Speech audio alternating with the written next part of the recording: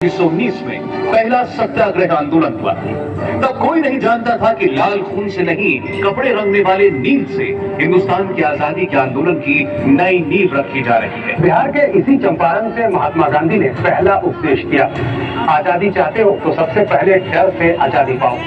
बगैर लाश गिराए गांधी जी पहली लड़ाई जीत चुके थे। पूरा कपड़ा पहनना पड़े, उसे इज्जत से पहने। लाश चंपारण में नहीं गिरी, लेकिन पंजाब खून से ऐसा लाल हुआ कि मिट्टी का भी रंग बदल गया। वो तारीख थी 13 अप्रैल 1919 की। शाम 4:30 बजे बैसाखी के दिन अमृतसर के जलियांवाला बाग में नेता भाषण दे रहे थे।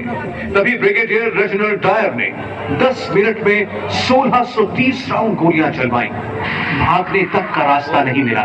जान बचाने के लिए लोग मैदान में मौजूद इकलौते कुएं में कूद गए। वो कुआं लाशों से पट गया। बाद में उस कुएं से 120 लाशें निकाली गई।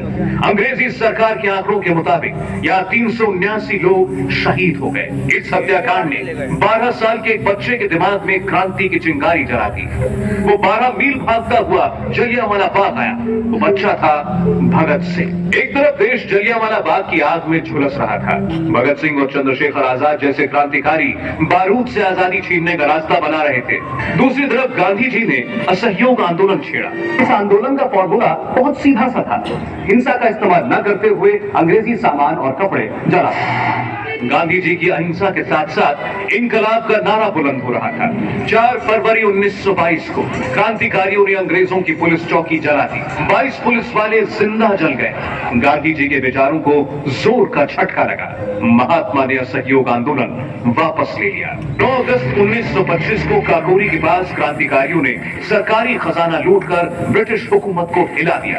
अंग्रेज क्रांतिकारियों को फांसी पर चढ़ाते गए, लेकिन चंद्रशेखर आजाद और भगत सिंह जैसे क्रांतिकारी अंग्रेजों के खिलाफ हथियारबंद आंदोलन को आगे बढ़ाते रहे।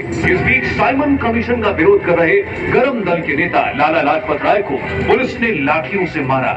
इस हमले ने भगत सिंह के सब्र का बांध तोड़ दिया और राजगुरु के साथ मिलकर उन्होंने लाहौर के सहायक पुलिस अधीक्षक जेपी सैंडर्स को मार डाला। इसके बाद भगत सिंह ने तय किया, अब वो सो रही अंग्रेज सरकार को बम से जगाएंगे। इसके लिए बटुकेश्वर दत्त के साथ मिलकर उन्होंने नई दिल्ली के सेंट्रल असेंबली में 8 अप्रैल 1929 को बम फेंक दिया। बम फेंकने के बाद भगत सिंह ने गिरफ्तारी दे दी। पंजाब में भगत सिंह जेल के अंदर आंदोलन कर रहे थे। इनकलाब एक लड़ाई है जुल्म और नाइंसाफी के खिलाफ। इनकलाब एक हथियार है आदमी पर आदमी का शोषण रोकने के लिए। इनकलाब एक ऐलान है देश के नौजवानों को एकजुट करने के लिए। तो बंगाल में एक नया शेर पूरी आजादी की मांग कर रहा था।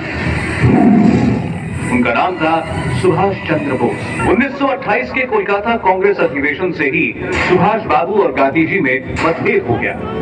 26 जनवरी 1931 के दिन कोलकाता में सुभाष चंद्र बोस विशाल मोर्चे का नेतृत्व कर रहे थे। पुलिस ने लाठी चलाकर उन्हें घायल कर दिया। सुभाष बाबू जेल में थे तब गांधी जी ने अंग्रेज सरकार से समझौता किया और सब कैदियों को छोड़ दिया गया।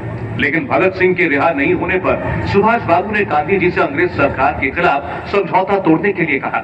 23 मार्च 1931 को शाम करीब 7:33 पर भगत सिंह और उनके 2 साथियों सुखदेव और राजगुरु को फांसी दे दी गई। बंटवारे का बीज तो मुंबई में भी फूट रहा था।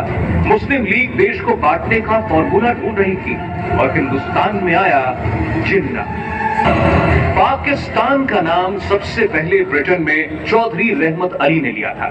जिन्ना के इसी दोस्त ने भारत के पश्चिमी हिस्से के 5 राज्यों को जोड़कर पाकिस्तान का खाका बुना। 28 जनवरी 1933 को छपे रहमत अली के पर्चे now or never, are we to live or perish forever में पाकिस्तान का नाम मिलता है। 1939 में दुनिया बदल रही थी। द्वितीय विश्व युद्ध शुरू हो चुका था। गांधी जी ब्रिटेन के समर्थन में खड़े थे, लेकिन नेताजी सुभाष चंद्र बोस ने इटली में मुसोलिनी और जर्मनी में हिटलर से मुलाकात। अंग्रेजों को नेताजी के प्लान का अंदाजा लग चुका था। सुभाष चंद्र बोस को उनके घर में नजरबंद कर दिया गया। उधर नेताजी बंद कमरे में स्वतंत्र भारत का सपना देख रहे थे। इधर जिन्ना का भारत बांटो प्लान तैयार था। 1940 के लाहौर अधिवेशन में जिन्ना ने प्रस्ताव पारित कर कहा कि मुस्लिम लीग का मकसद पाकिस्तान का जन्म है।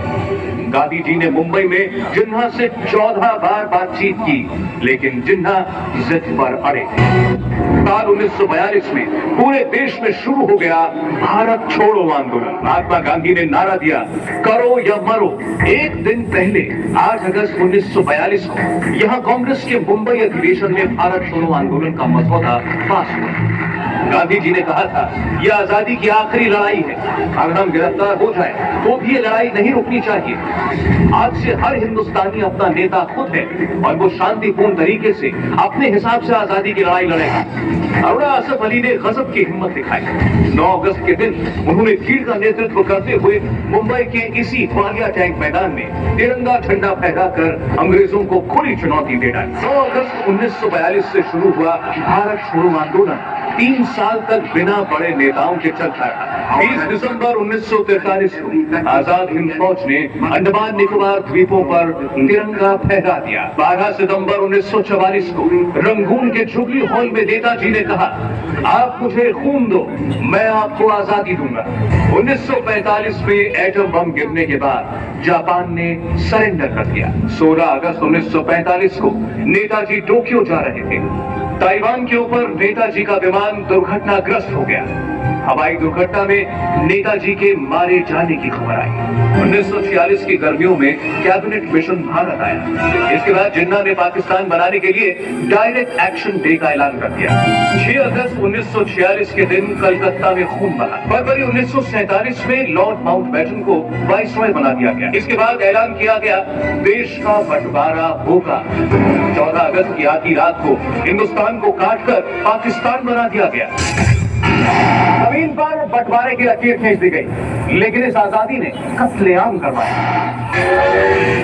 12.5 लाख लोग पाकिस्तान से जान बचाकर भारत आए। पूरी ट्रेन के अंदर लाशें ही लाशें थी।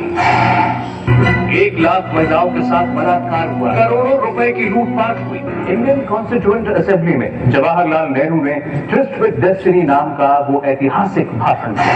Long years ago, we made a tryst with destiny, and now the time comes when we shall redeem our pledge, not wholly or in full measure, but very substantially. Hindustan आजाद हो गया। 15 अगस्त की सुबह इसी लाल किले पर जवाहरलाल नेहरू ने तिरंगा फहराया।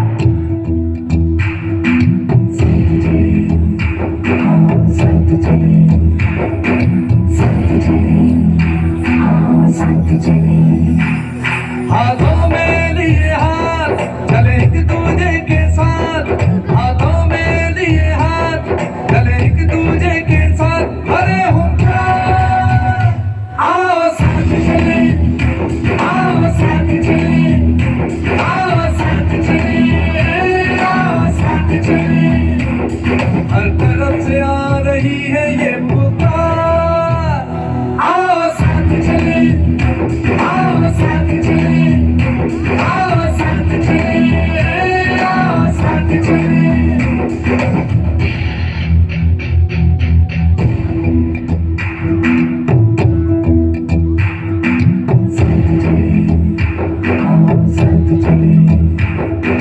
साथ चले, आओ साथ चले।